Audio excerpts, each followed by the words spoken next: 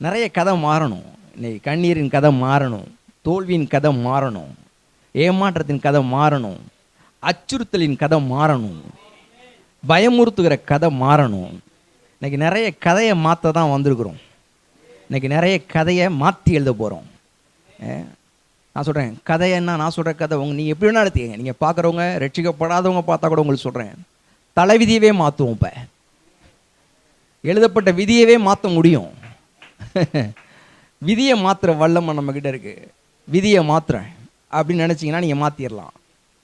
எங்கே இருக்குதுன்னா எல்லாம் ஒரு வேலையில் இருக்குது, ஒரு காரியத்தில் இருக்குது. அங்கே தான் காட்ட போகிறேன். இன்றைக்கி எப்படி கதை மாறுதுங்கிறத பார்ப்போம். இன்றைக்கி நிறைய பேர் கதை எப்படி மாறப்போகுது அப்படிங்கிறத நம்ம பார்ப்போம்.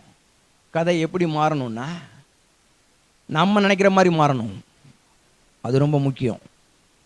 நம்ம என்ன நினைக்கிறோமோ அப்படி கதை மாறணும். நாம் என்ன நினைக்கிறோம்